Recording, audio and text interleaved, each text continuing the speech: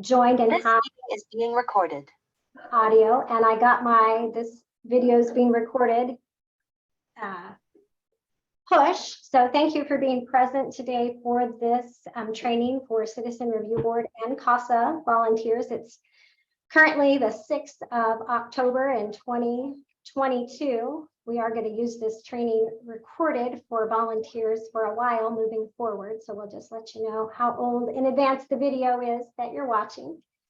I'm going to turn this over to presenters Meredith Jones and Carolyn Trayer to start. We thank them for agreeing to present on KVC Outpatient Services, what I wish CRB and CASA volunteers knew. So thank you for presenting for us today. Let me know if you need anything. I'm just going to mute. Well, thank you, and hello and welcome everyone. I'm Meredith Jones. I am the clinical supervisor for the Metro region for outpatient.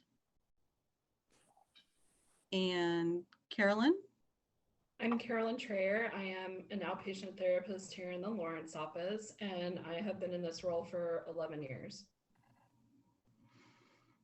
Well, so we're just going to kind of dive in, and I emailed Heather a copy of this PowerPoint so you guys can have that, and I also emailed her some contact info for everybody, and a few other things, but so hopefully this will work. Oops, wait a second.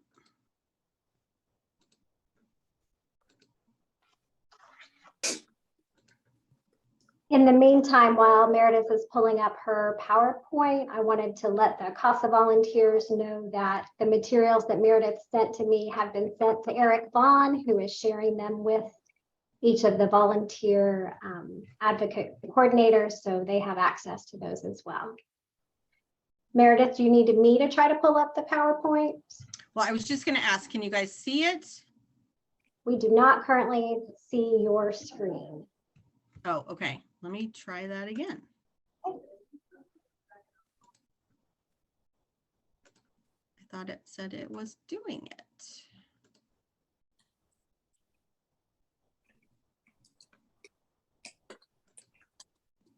Oh, there. All right, now do we have the PowerPoint? Yes. Okay, wonderful.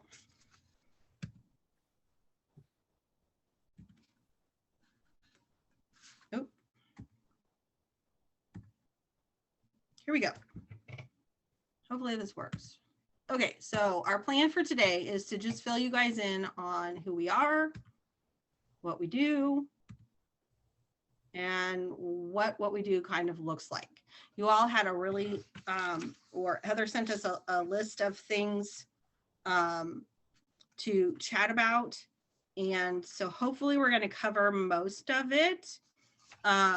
If there's something that we're not getting into as much as you would like, we would be happy to come back and do a deeper dive into whatever that is. So we're just going to start off with, again, kind of who we are. So Matt Arnett is our director for the metro area. And again, I'm the clinical supervisor. We also have 2 support staff, Dakota and Julie. So they help with our administrative stuff, and Julie manages our med management clinic. So my team consists of Carolyn. We have 2 people in our Lawrence office. Marcelo was our therapist, and in a couple weeks, Carrie Morgan will be joining our team. And so we will have Carolyn and Carrie in our Lawrence office. Also part of my team are Jennifer and Dana. I'll fill you in on a minute. Their roles have kind of shifted a little bit, and they do some specific stuff for our team outside of the therapy. And then for the rest of the metro region, I've got 6 other therapists, soon to be 7. And so again, Carolyn and Carrie will serve most of the people in Douglas County, and then everybody else serves the Johnson County area and all of those. And then we've also got a therapist. We provide therapy for the QRTP, ARC, and KCK. So if you have kids who get placed there, then we've got therapists who work there as well. You might also have kids who are placed in Topeka or in other areas. So Erica Herzog is the director of that area, and Beth is their supervisor. And then they've got a team of 5 people right now. And I know Derek, I think, lives in Lawrence, so he sometimes takes cases in Lawrence. But again, you might have contact with these when your kids are placed outside of the area and in Topeka. So other things that are kind of covered by at least KVC, but not necessarily by our department, so to speak. We do have medication management. Right now, Jamie Lambot is our APRN, so she does med management. We have Jamie for about 20 hours a week, so that's not a lot.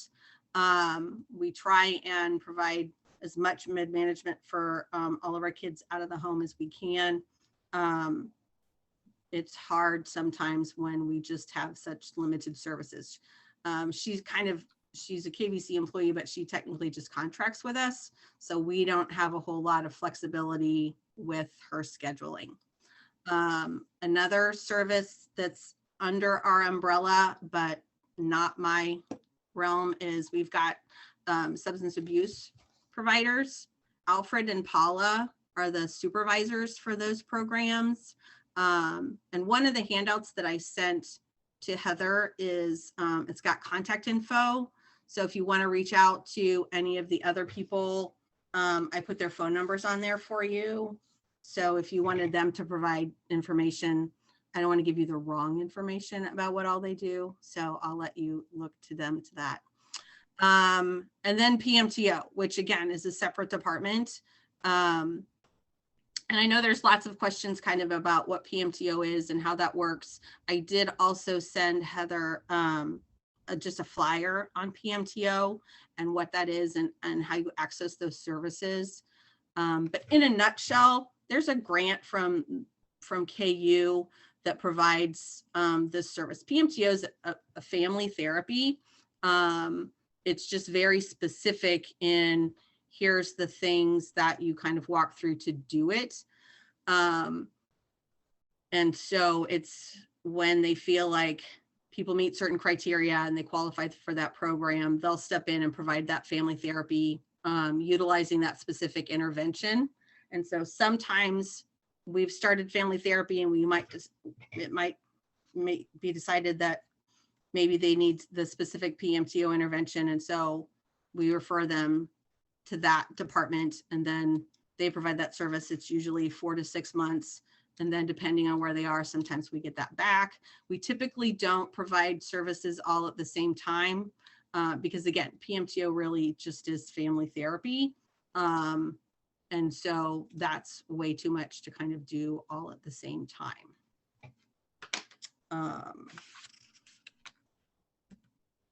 All right, so kind of in general, what is it that we do?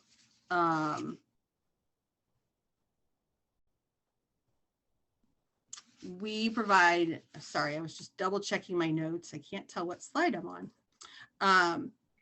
So we provide individual, family, group to kids primarily in the child welfare system. Our primary focus is for kids who are out of home, the highest risk kids. Once kids go home, we tend to try and transfer those services back to the community and to community providers. So then we can focus on just working on the kids who are out of home and working on reintegration. There are times when we hang on to a kid to make that transition, but ideally we just work on or with kids who are out of the home. We participate in case plans and team meetings, court, schools, all sorts of different things. We provide regular updates about therapeutic goals, objectives, with recommendations, utilizing our treatment plans. We supervise grad students when we can. And then just a side note, we also have a contract with the state of Kansas to help provide autism waivers to help them with the screening process for when kids qualify for that.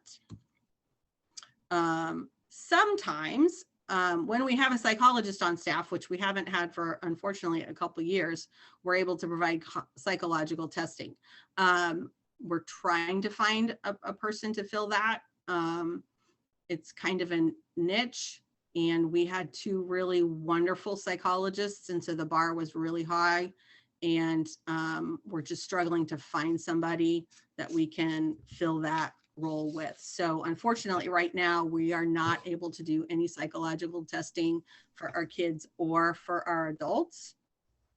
Hopefully, at some point, we'll be able to replace that. And then as far as parent services go, we can provide those services. It's pretty much 100% just dependent upon if we have interns at the time.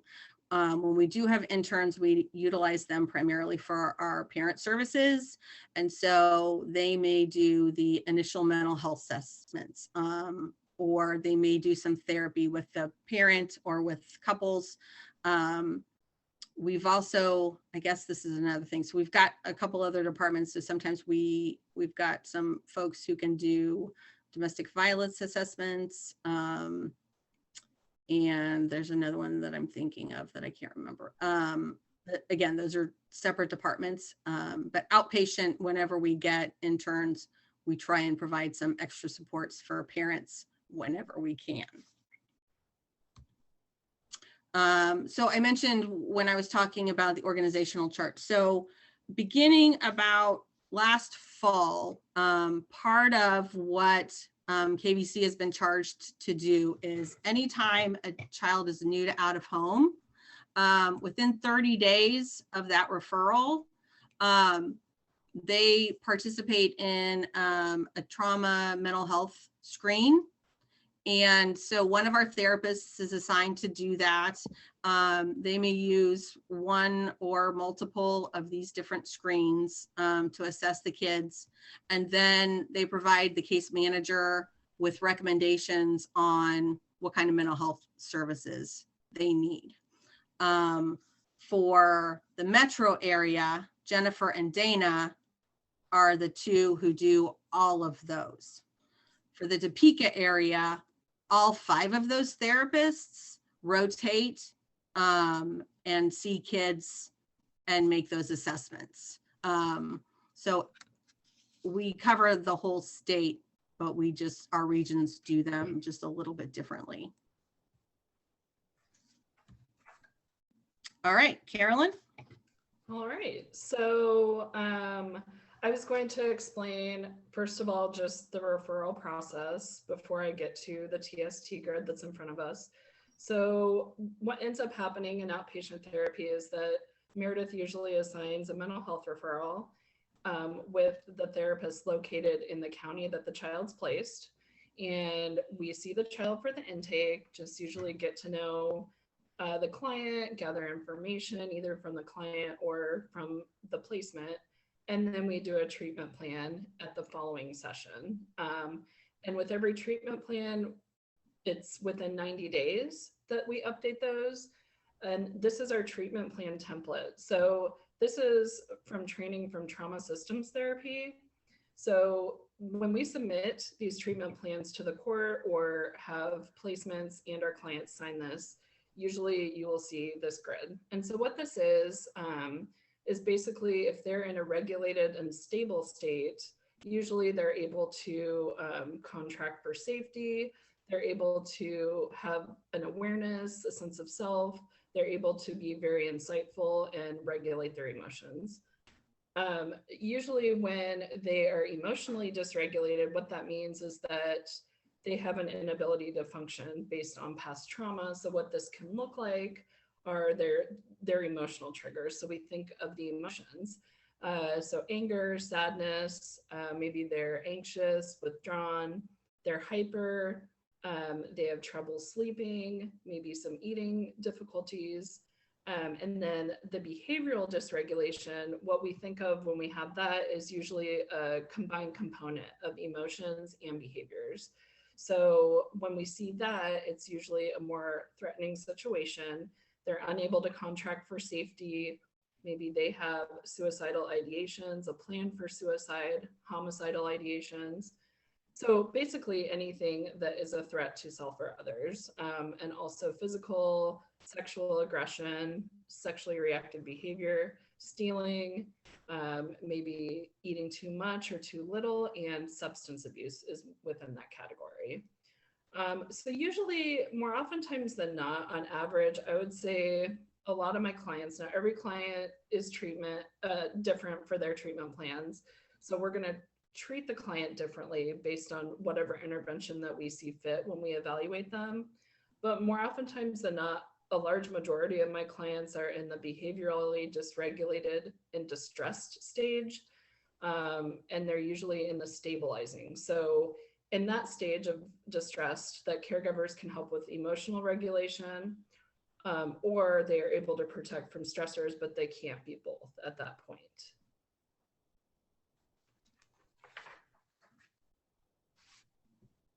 Go ahead, Meredith, for the next slide.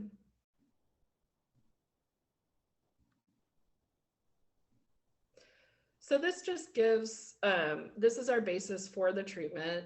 So in the beginning phases, when you see in red there with surviving and stabilization on site, and the services advocacy, so mainly that would be if they're in need of wraparound services. These clients are usually, not able to contract for safety at that point. So we're not going to do talk therapy in those beginning phases. In the enduring phase, emotional regulation, usually at that point, what we're doing is developing skills to manage emotions. So usually what we do is have the child and the family develop skills. So what we usually use is a managing emotions guide, and that can be updated as needed to identify the triggers of affect, awareness, and action. So basically of thoughts, feelings, and behaviors. And then there's the 4 phases of regulated, revving, re-experiencing, and reconstituting on that. And I can send that handout separately as well. So that's separate from this PowerPoint. When you get to the understanding phase, this is where a child is able to regulate and be able to think and talk about their trauma. So usually they are, they're in a good and solid placement, a consistent placement that can provide that nurturing and also understand a trauma and therapeutic approach. And that's what works the best when they're in that stable environment. Then that validating comes in place with placement and that understanding. In the transcending phase, this is the part where we're usually ready for discharge. They're able to make meaning of what's happened to them and able to accept and move on within their life. And so at this point, we're talking beforehand and preparing for the termination stages of therapy.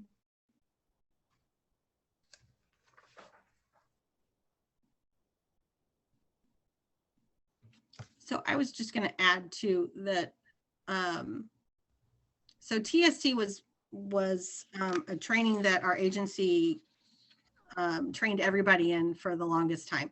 And in using TST, these charts kind of helped dictate, again, so we would use this one to determine, what's their emotional, what phases are they in based on their emotions and behavior regulation, and crossing it with their environment, we figure out what phase they're in. And based on the phase, then we decide, okay, what treatment are they going to be in? Technology being what it is, let me back up. So we don't do all agency trainings in TST at this time. We do trauma-informed treatment, but we don't necessarily just train everybody in TST. And this particular grid, which is on our treatment plans, is specific to TST.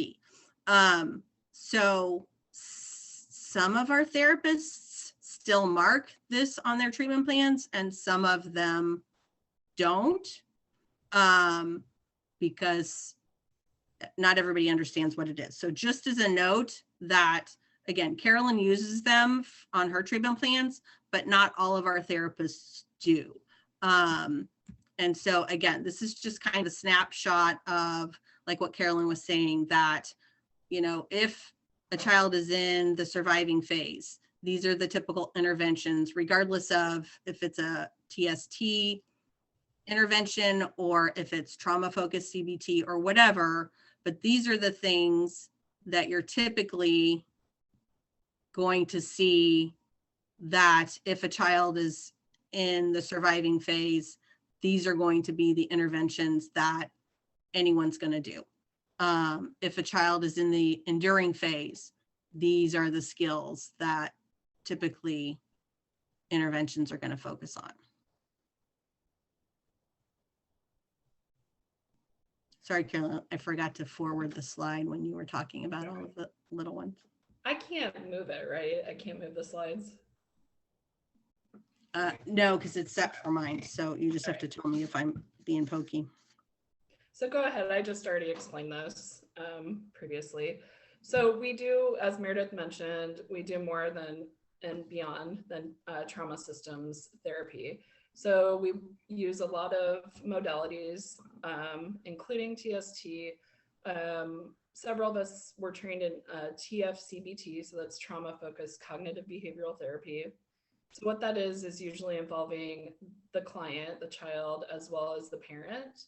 So one-on-one with the child and the therapist, and then also one-on-one with the parent and the therapist. And a trauma narrative of before, during, and after is created, and exposure therapy to any sort of fear or that trauma. We have some therapists that are trained in play therapy and are also registered play therapists. However, just because that means that they have that title doesn't mean that others can use play therapy techniques. So for instance, I'm not licensed in play therapy. However, I've had training and I utilize play therapy techniques with some of my younger children. And then family systems therapy, that's just the holistic family approach. DBT is dialectical behavioral therapy that is developed by Marshall Linehan. So what this is more of I kind of like to describe it as more philosophical. It's more intense services above cognitive behavioral therapy. So you have emotional mind, rational mind, and wise mind. So we're getting the client to understand how to accept stressful situations, and then just that is what it is mentality, and have safety supports as well in place. And then we have some therapists that do art therapy. So what that can consist of is discussing, who are you versus how other people view you. And so they can create like a collage, either painting or magazine cutouts for that. That's one area. Motivational interviewing. So this is a technique that our substance use therapists utilize, just focusing on the positive and more goal-oriented treatment with regard to substance use. EMDRs, eye movement, desensitization reprocessing. Recently, a few of the therapists, including myself, have gone through a training. And so what this is basically 1 foot in the past and 1 foot in the present. So I could go into a lot of detail with this, but if you want any other resources on that, I'd be happy to provide that later as well. I've had some successes with clients doing that, some adult clients and some of my younger clients as well. And then PMTO, as Meredith explained, that's the Parent Management Training Oregon model, and it is a grant funded and voluntary program that the parents are involved in.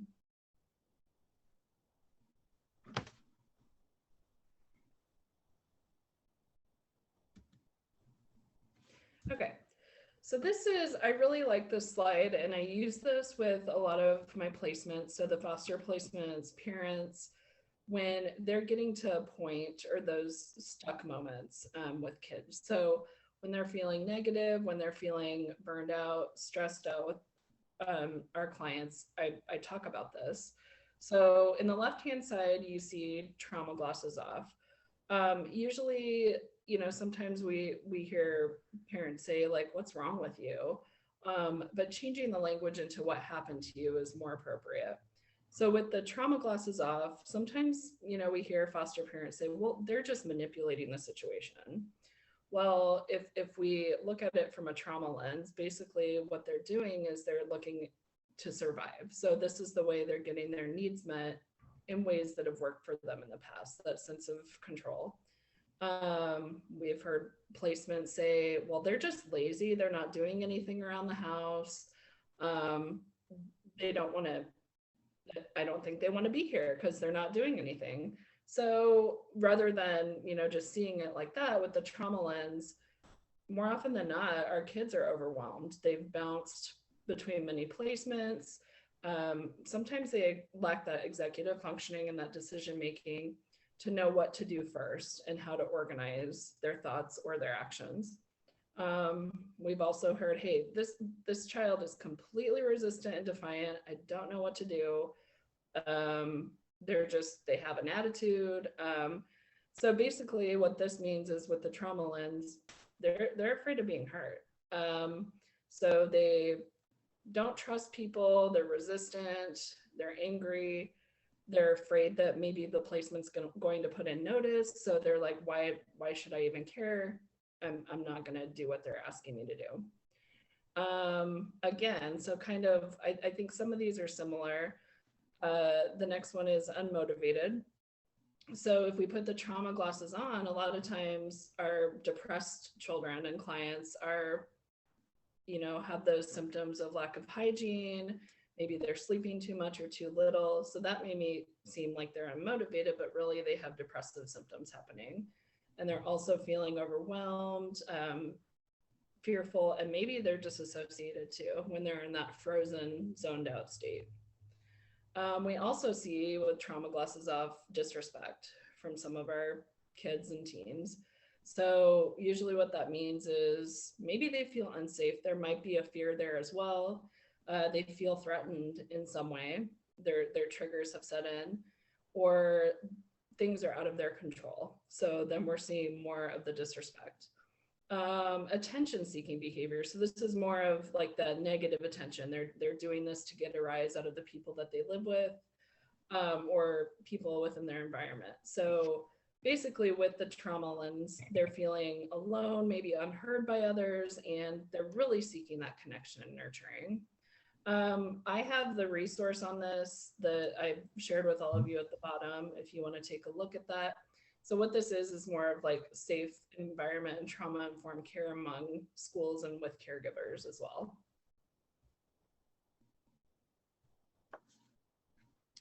Okay, thanks.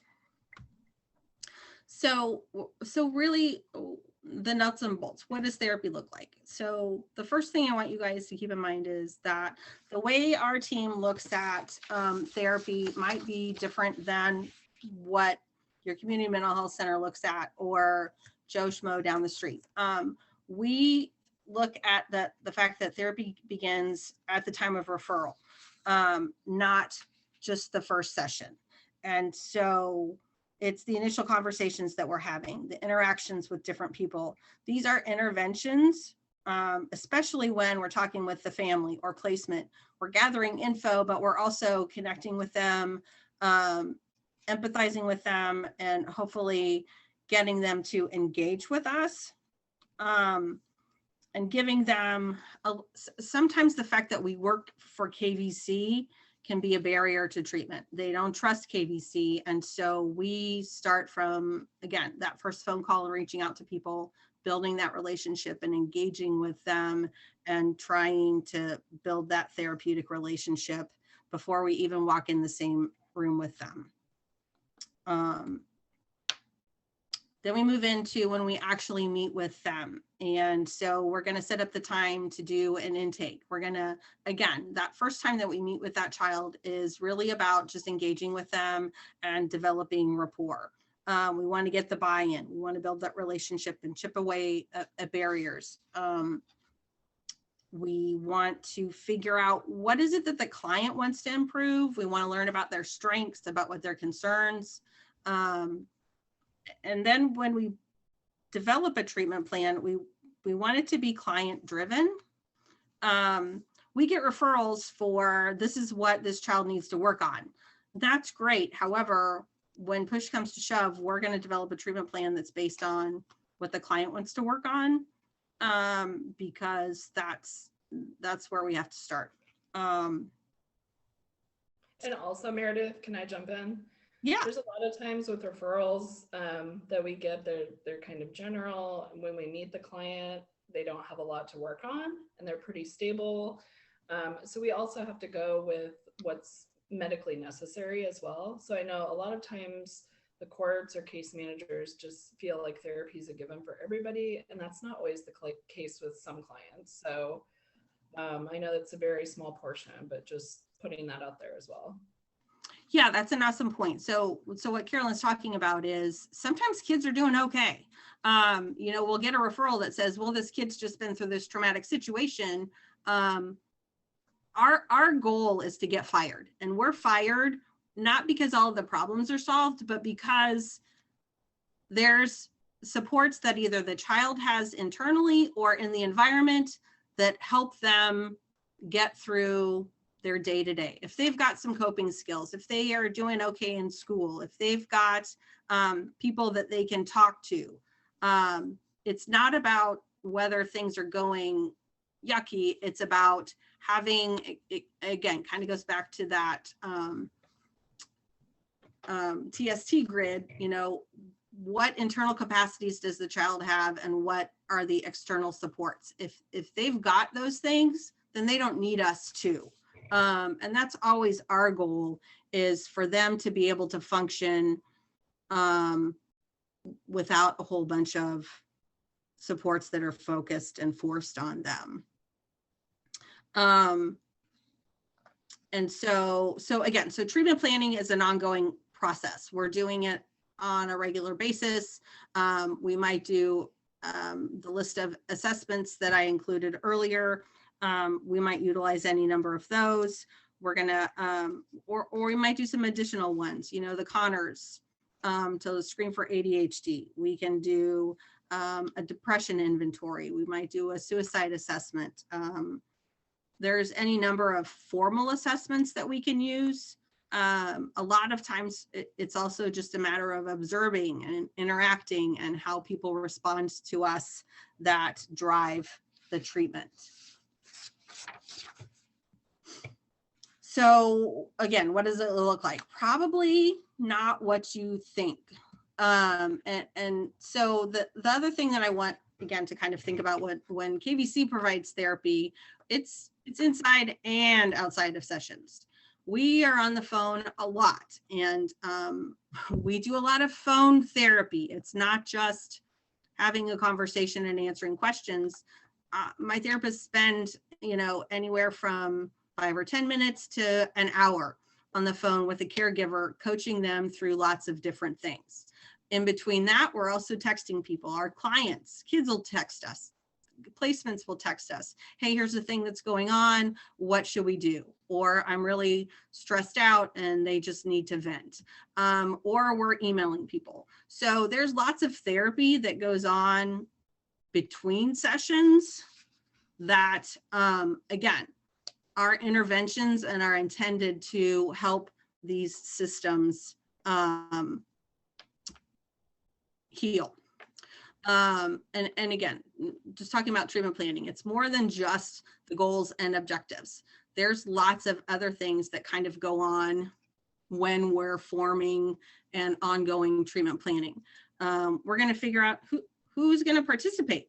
Again, we may get a referral for family therapy, but initially we may need to do some work with that child and with that parent separately to figure out what are we going to get out of this. Sometimes they're so mad at each other that we need to just be able to listen to them and let them vent before we even try and get in the same room. So again, when folks think about and look at how often a session occurs, therapy doesn't just happen inside those sessions. There's all the things that we do outside of the therapy session that are geared towards and intended to support that system and to support making that change. It just doesn't always look like what we think it's going to look like. I've got one therapist who I'm always having to talk to because she does so much support work with her caregivers for little kids that it looks like she's never seeing them. But really, the biggest change we can have sometimes is coaching a caregiver to do something, and then they've just spent an hour on the phone with her, and then they're like, well, we don't need to meet this week, and so they cancel. And so again, keeping in mind that it's not the number of sessions, it's really about the interactions that the therapists are having, and the not the quantity but the quality of those interactions. You know, again, treatment planning is about where our session's going to occur. Is it going to be in the home? Is it going to be, maybe we've got issues at daycare and we need to go support some people at daycare. Is it going to be video, or is it going to be in person? There's lots of factors that kind of go into that. If I've got a little kid who has to travel, I'm not going to be super excited to do therapy at 7 o'clock. You know, so we set some boundaries as to what's a good time. If they want me to go see a teenager in the middle of school because they've got a planning session, but I need to do some pretty intense work, then that's not a good idea to see a kid at school and then work on this tough stuff and then send them back to class and expect that things are going to be okay. If I'm going to see a kid at school, it's going to be usually when we're talking about school stuff or those kinds of things. Negotiation is a treatment intervention in and of itself. When we've got a teenager who says, I don't want therapy, if I can get them to meet with me once or twice a month, then that's a win. And I know sometimes folks get stuck on, again, well, they need to see you every week. Well, okay, if that's what you're going to insist, then I'm going to say, take this child to somebody else, because I'm not going to make somebody come see me. However, once or twice a month is better than them refusing to participate. And we're getting much more stuff done in those 1 or 2 sessions than them not seeing anybody and constantly changing providers because the team thinks this child needs to be seen every week. And so it's really being intentional about what we do, and there's reasons for those, and letting kind of the therapist be the one to set that. And again, when I give a teen permission to meet with me once or twice a month instead of making sure that they come see me every week, it goes a long way to build trust with them, to build a relationship. It shows them that we've got some confidence in just their ability to make a decision.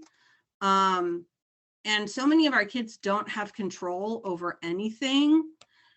We can give them that in helping establish how often they see that. It gives them some semblance of control in a world that's completely out of control. And so again, that choice to let them not see us is a therapeutic intervention in and of itself. And when we meet with kids or families or whatever, our sessions are intended to be about working towards whatever our goals are. We are not the principal, typically is what I tell folks. You know, other people on the treatment team are principals. That's the case manager's job. If a kid messes up at school, case manager can deal with that. Or if they just stole something. We want people to tell us, hey, here's a thing that happened, but we're not going to jump on that bandwagon and be like, why did this happen, and what's going on, and why did you do this, and you need to stop doing it, because everybody else is already doing that. We need to really develop and role model with them a healthy relationship. Sometimes most of our kids don't know what that looks like. They haven't experienced that. And so even though it may seem like we're not doing anything, that relationship really sets the stage for things. And so Carolyn will be one to tell you that one of the things that I say to our therapists more than anything is probably just stay in your lane. We're not the case manager. We're not the other thing. We're doing the thing that nobody else is doing. And that's our job. And that's the most important thing. And so kind of along with that, what does that look like? So lots of times people will say, well, this kid, you know, I asked them how therapy went and they said they were just playing. Sometimes that's true. I can tell you that I had several kids who we would play Lego, and some folks might think, well, that's not therapeutic, but it is, because that kid's going to learn following directions, because we're going to get out that book and they're going to have to follow along and put things together. They're going to have to problem solve. They're definitely going to have to manage their impulses, because I don't know if you've ever played with Lego before, but you have to be pretty careful. And if you just knock it, it all falls apart. So that's some impulse control.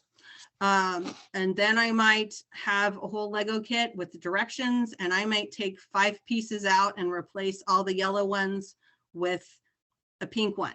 And I mean to tell you, when kids who expect things to happen in order look for a yellow piece and I put in a pink one, that's very distressing. So we're going to practice all of those things. We work on teamwork, delayed gratification, self-esteem for these guys. When they can figure it all out and put it together, it's huge. So that's very therapeutic. Family therapy. Hey, really quick, Meredith, with the Lego exercise, just adding on to that, I also do that, but I also incorporate that with family therapy. So I'll have the parent give the direction to the child, and they'll have the same sets of Legos with the same grid. So sometimes that can be frustrating, and sometimes they feel like they've mastered something. So, and everybody, I don't know, I get mixed reactions on it. A lot of people do like it though. Just having specific directions, and that's what it teaches. So red light, green light is another thing that I use with family therapies. And the reason why I do it is because I want to establish this adult as an authority figure. I'm going to put the parent in the role of red light, green light, and we're not going to let the kids do it. The kids are going to have to follow directions. Then I'm going to coach this parent that when the kid gets to you, you're going to hug them. You're going to use eye contact. You're going to praise them for this, this, and this. So I'm going to do lots of coaching. We're going to play this game. They're going to have fun together. All these things that lots of our families don't have recent memories of, these positive experiences. And along the way, parents are learning how to manage their kids in this situation, and they're doing it in a positive way. I'm coaching them to praise their kids and to get physical and to do other things. We might have a family draw a bug. I'm going to give them each a piece of paper. I'm going to describe, draw a circle. Now I want you to add a line here, and I'm going to walk through getting all of them to draw a bug. They're each doing their own. And then they're going to compare and see what they each drew. Throughout this, we're going to work on being supportive and how to encourage somebody else's bug, because they're not going to all look alike. Sometimes I have to coach people to mind their own business and to not talk snotty to each other. But this activity is really about perspective, how however many people are in the room heard the exact same words and all came up with either maybe a really similar picture or maybe a really different picture.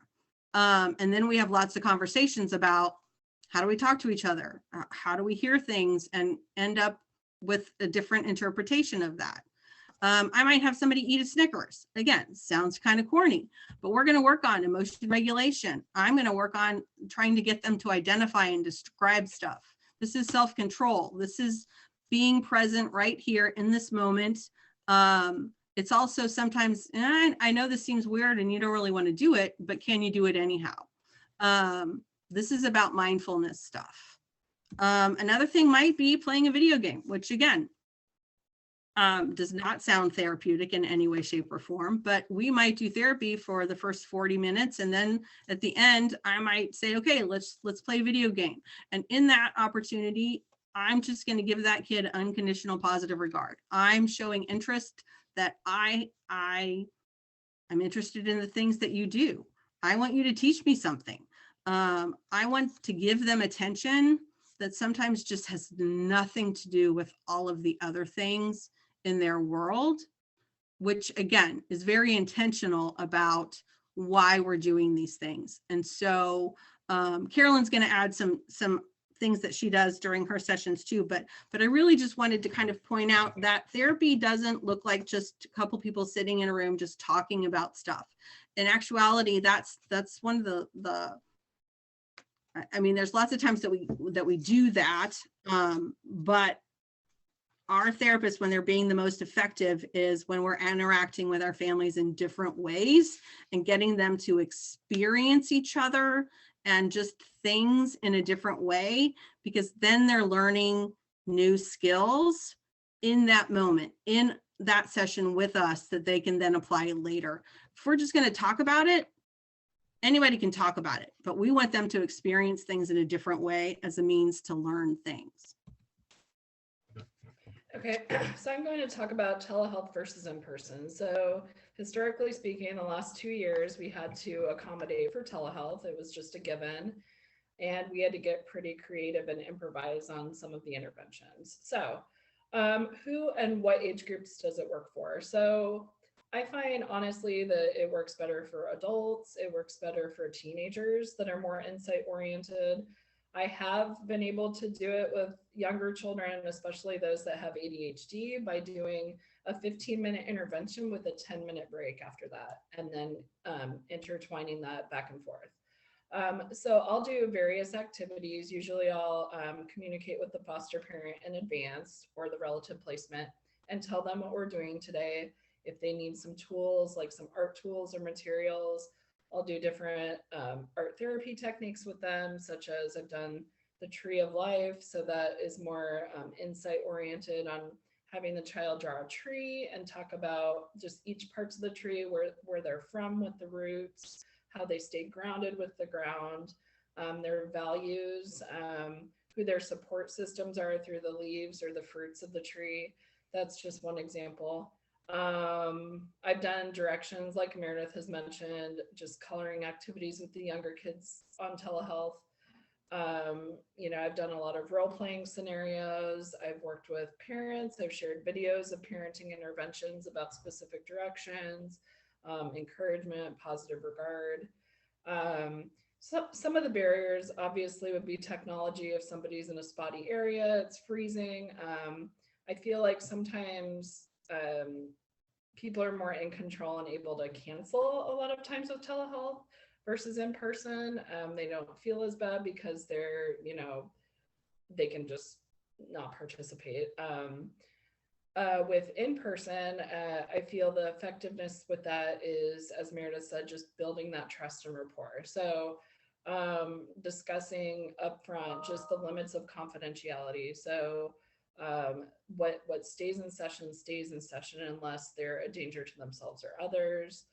Some barriers to treatment. Meredith also covered this. A lot of times people have that stereotype of KVC services, and we are, experienced in working with those resistant clients and talking to them about what might work, because we want it to be more client-centered. What would they like to see happen in therapy? What would they like the outcomes to be to set them up for success. So yeah, and then I put a link of a resource to an online stand tray. Meredith, I don't know if you can pull that up in the resources, and I can just show them how I utilize that for telehealth as well. So it's that one. Is it working? Never mind.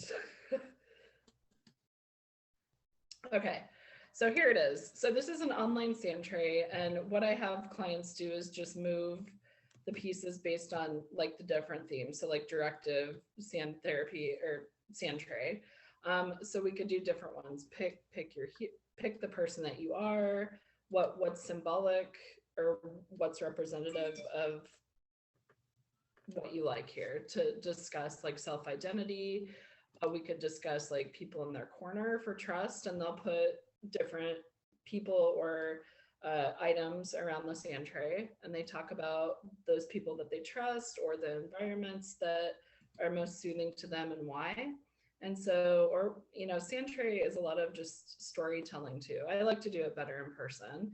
I feel like it is a good resource for children, especially it helps them stay focused and calm as well.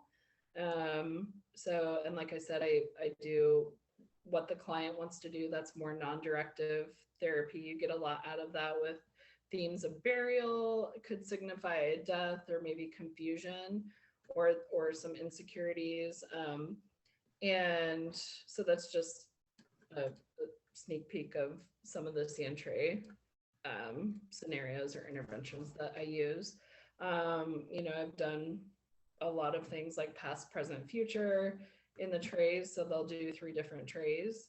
That could all be done in one session. Just talk about things that have happened in the past, what it looked like for you, any threatening situations, the present time, how they feel they've grown as a person, maybe some concerns or barriers they still have, and then the future.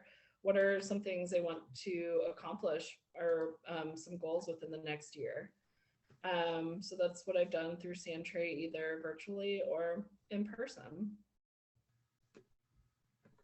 And Meredith, have you seen this one before? Yes, it's wonderful. Okay.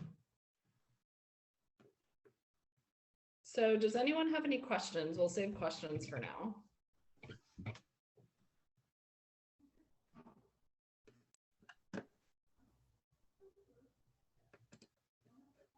I certainly want to defer to volunteers if there are any, and it looks like Joan Golden has unmuted.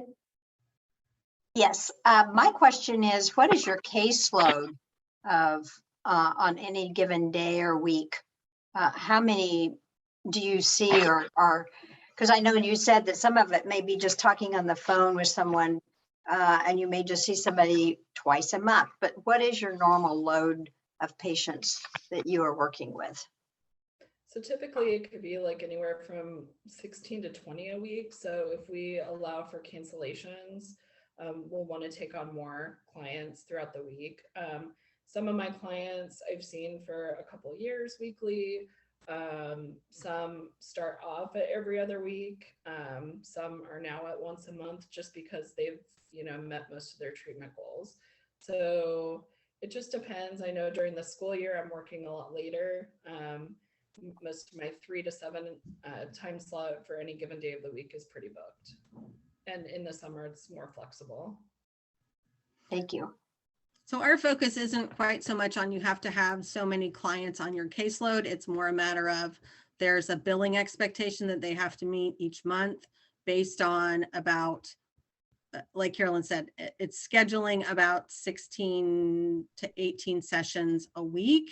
Now that could be with, you know, they might be doing an individual and a family and something else. So they may see one client 3 times a week for some sort of service. And so we schedule and assign cases not based on the number of clients they're seeing, but based on their ability to meet that child's needs. And then if they can see somebody else, then they take somebody else. And as a follow-up to that, then are they able to bill for conferencing on via telephone when there isn't an appointment set? No, we can't bill for anything over the phone. We can't bill for meetings, for case plans, for team decision-making meetings, for court. We're working on that right now. We can't do anything over the phone. If they're on video, then they can bill for that. But otherwise, there's lots of things that they do that we don't bill for. But again, our emphasis is more on what's needed, not just the billing numbers. When you do get a phone call, do you encourage people to do FaceTime with you just so you could judge their physical demeanor rather than just talking to them as a voice? Kind of depends. You kind of have to shift. Oh, here, let me call you back. I mean, sometimes they can do that. Sometimes it just really depends on what's going on with that person at the time. A lot of times I might not be in a place where I can FaceTime, or they might not be in a place where they can FaceTime. It just varies. Okay, thank you.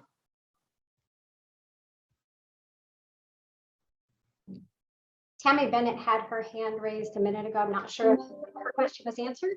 No, I did not have my hand raised. Those were clapping hands saying thank you. Yay. We like clapping hands too. And I know we went really fast, and I don't know if anybody had questions along the way. I couldn't see the chat or any of that stuff, but I wanted to at least highlight on things. We would be happy to come back at any time and answer more specific things or deeper dive into things. I know you had said on your list, you had kind of said something about psychoeducation. I wasn't sure if that was, you guys just wanted to know like what that was, or if you wanted some psychoeducation, or again, so our focus was to try and hit all of the laundry list of things. And if you want more information on anything, we love to chat mental health stuff. That's great. We really appreciate that. I did write down some terms and questions that I had during the session. I think I'm not quick enough on my feet with Zoom, and my chat feature is normally disabled because we use it for hearings. And so I apologize I will work on that. I remembered, or we learned again today, how to share or make you a co-host. So my skill set is being refined. One question I had was that you had mentioned you can do domestic violence assessments. And I just wondered, is that what the Attorney General classifies as the BIP, a batterer intervention assessment for that program? Or what, if it's not, what is a domestic violence assessment? Let me send you, I'll make myself a note and I'll send you I'll send you an email with the person that does those. Okay. Because I don't want to give you the wrong information. Okay, that's great. And then there was just a few terms that I was not overly familiar with, and so I thought we might pull those out for a second, and those could be follow-up as well. But one was defining what, Carolyn, you meant when you said contract for safety. The person might not be able to contract for safety. Yeah, so basically that's a phrase, just like if a client is suicidal, for instance, you ask them if they have a plan in place. If they say yes, like I'm going to get a knife and hurt myself, then they are not safe. So it's basically a verbalized safety plan.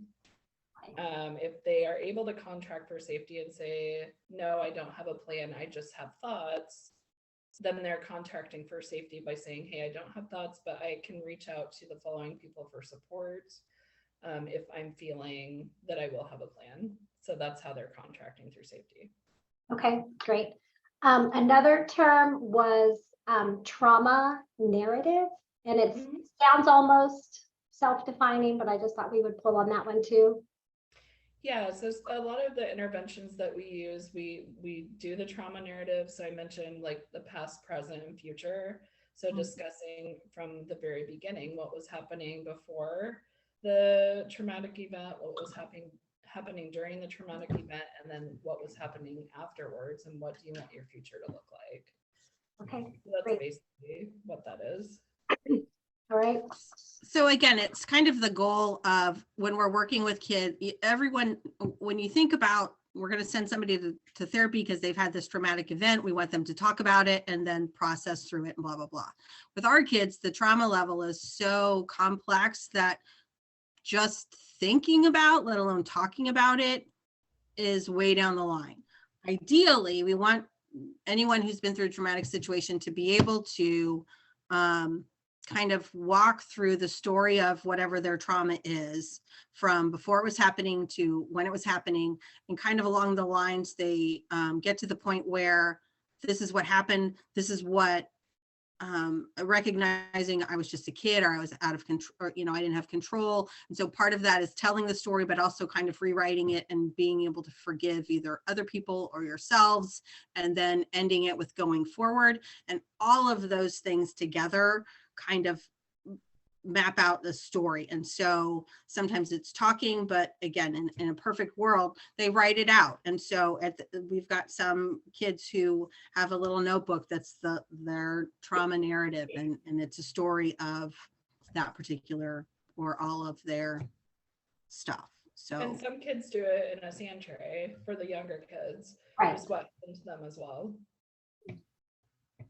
Okay. I feel like I was at a training individually, so not with the volunteers or any of the CASA people that are online, but a therapist talked about the trauma narrative, and that she would normally, for example, in her therapy situation, she would have had the child share it with the parent, but she felt like that was going to be too would create too much stress for the child. So the therapist ended up sharing it with the parent. Is that something that sounds familiar for that sort of situation? yeah, that's part of the whole process. That's kind of part of the healing process, is writing the story and then being able to share it with someone. We need to coach that person on how they're going to listen and how they're going to respond. Sometimes it's the person that was involved in the traumatic situation. Sometimes it's their current caregiver. That person kind of varies, but that part is to help kind of, again, validate that child's experience, and to help. We coach those people to say, you know, I'm sorry that happened to you. You didn't deserve to happen that to you. These are, you know, resiliency things that kind of just add other layers of healing and moving forward. But yes, thank you. I forgot that part, which is pretty important. And again, a lot of it is with our kids. Our focus is kids who are out of the home, and a lot of the kids that we get referrals for, again, if we're looking back at that TST grid, they're in those first couple phases of treatment. And so the meaning making and the trauma narrative and all of that healing is kind of down the line. So sometimes we can get to it, or sometimes we can do bits and pieces, but a lot of our work is just being able to be stable. One of the things that you mentioned, I think in the context of coaching parents, you mentioned encouragement, which I believe I understand, but the other thing you mentioned was positive regard. So I just was going to ask for a definition of that. Sure. And that's so many of our kids, and this kind of goes back to the trauma lens that Carolyn was talking about. The language that we use, lots of our kids are described as being manipulative or self-sabotaging. I hate that one. All of these things that kind of make our kids feel shame, and they're using coping skills that got them through situations. And, you know, it's like, I know I shouldn't eat cookie dough at midnight, but sometimes if it's there, I'm going to do it. And that's really what our kids' behaviors are, is they went through the situation where they learned how to deal with things, and they do that. And so they get lots of negative attention for things. So one of the things that we can do in therapy is, I'm not going to lecture you about all the bad stuff that's going on. There's enough people there.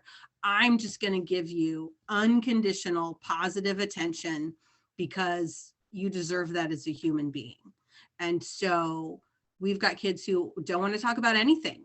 And again, we could say they're not engaging in therapy and not have them see anyone, or we can have a healthy, positive relationship with them that just provides them a safe place to just be a person and get positive attention.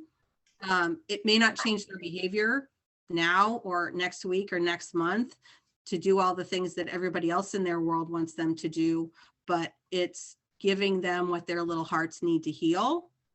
because nobody else is in a position that they can do that. So we try as much as possible to just give them positive attention.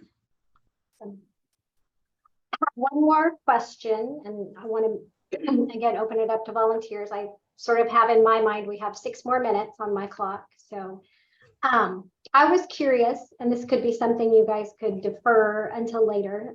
Carolyn's the only one who's participated in a CRB of you and Meredith.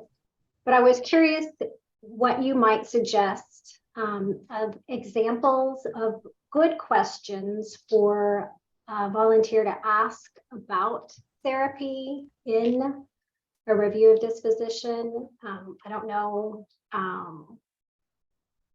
Court doesn't do as much individual questioning of adolescents or parents, I don't believe.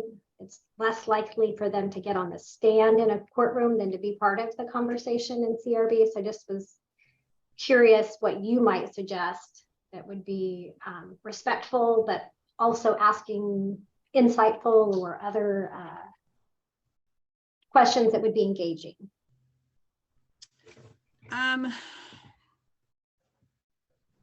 So I think just asking, and that's a hard, Yeah. No, I love the question though, because I understand where you're coming from. It's like, well, we're not going to tell you things, but so how can you ask it in a way that we can tell you things? I'm assuming is kind of what you're asking. So a lot of it just has to do with, do you see change going on? And we can talk about that. And I coach the therapists a lot about, trying to write those things, but a lot of times, especially our folks who haven't been doing this for very long, it's like, I do all this stuff, but I don't really know how to tell you what I'm doing. It took me a long time to be able to rattle off, I'm working on this, this, and this when I play this game. And so just being able to ask them, what change is occurring? What are you seeing different about the relationships, about their ability to, to just be self-aware sometimes? Do they understand what their issues are? Can they use their coping skills in a stressful situation? And again, I'm thinking more about the family therapy is just, how's that relationship changing? Are they able to just, again, a lot of our initial family therapy is just about being able to tolerate being in the same room with them. So everyone wants us to get in and make this laundry list of things to, here, they need to talk about this stuff because they're not supposed to talk about it anyplace else. They need to get in therapy. Well, I don't have a magic wand. I can't just, because they're in the room with me, they're magically going to be able to talk about this stuff. We have to start with, they just need to be able to be in the same room and not yell at each other. And so again, that's where we're going to play red light, green light, or we're going to play Jenga, and it's got questions on it that say, what are your favorite color? And they're going to look at each other. They're going to work together. They're going to say, oh, you built this tower together. And so they're going to have fun. They're going to talk about positive things, and they're not going to yell, and they're going to listen to each other. And those are the skills that are going to get down the line for them to be able to talk about how mean they were or whatever those things are. And so that's, again, kind of where I come from. Our therapy, if we're doing it right, doesn't look like what some of those other people are doing, because they're just going to get people in a room talking about it. And that just doesn't work. I guess for me, because I've been in the CRBs, I know a lot of those same questions are just tell me how therapy's going. So I just want to know, like, from my perspective, I send in a treatment plan. If they could maybe highlight some of the good things and maybe they could clarify, well, it says here in this treatment plan that this child has made progress in this goal.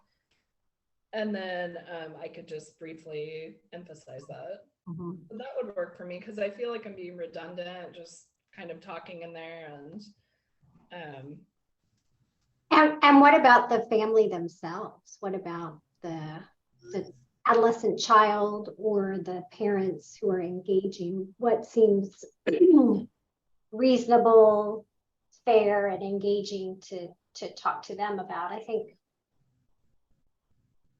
Well, the thing is, I mean, if they're involved in family therapy or if there's that family therapy goal, then they would already have read the treatment plan, or we would have gone over it with them in sessions. There's not any secret to them at all because Okay, they're awesome. part of that process as well.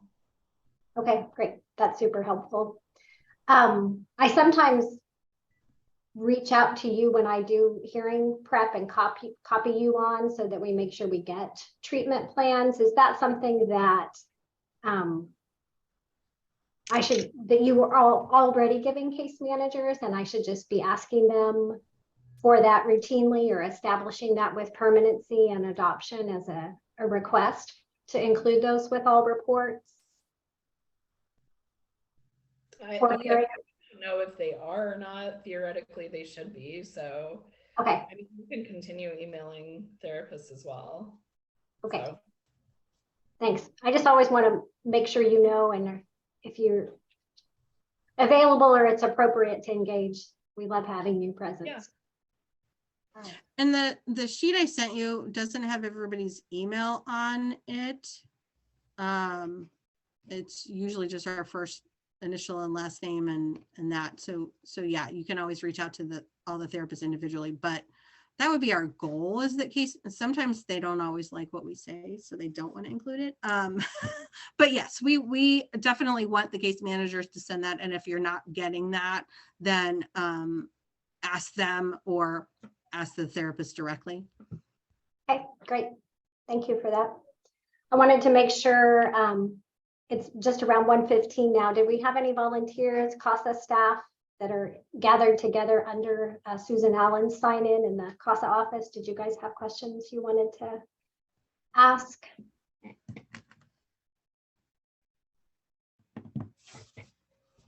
Give them another second or two to unmute. Well, I really appreciate this time.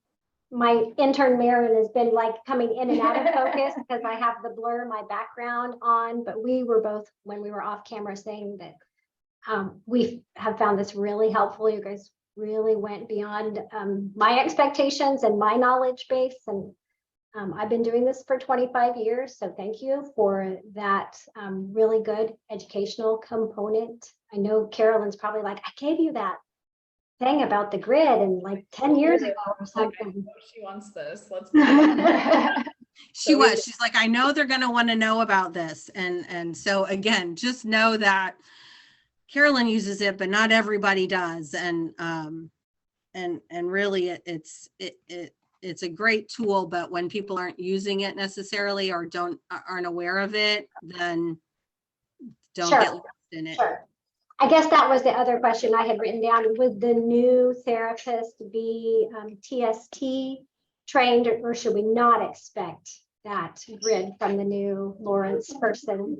Well, it will always appear on our treatment plans because we can't take it off. Gotcha. At some point we might be able to fix that. Technology is great until it's not. And so I don't know. She actually has training in PMTO, so we love that. I'm not sure. I don't know how much TST training she has had offhand. I don't think a whole lot. I think a lot of her training was just with PMTO and that focus. And offhand, I can't remember what other things that she did. That's great. She's worked for KVC for a couple of years, so she knows the child welfare system-ish. So that's always a bonus. Awesome. Well, again, thank you for this training. I'm gonna send you a note of appreciation later, but some people are more skilled than I am at, those things like putting their hands up for a clap and thank you. Well, that's Thank okay. you. Thank you so much for the training. We appreciate it and letting us tape it so that it's available to people that weren't able to join us in person today. So thank you so much. Thank you. Thank you. All right. I'll end this and stop the recording. Thanks so much. Take care. Thanks. Bye-bye.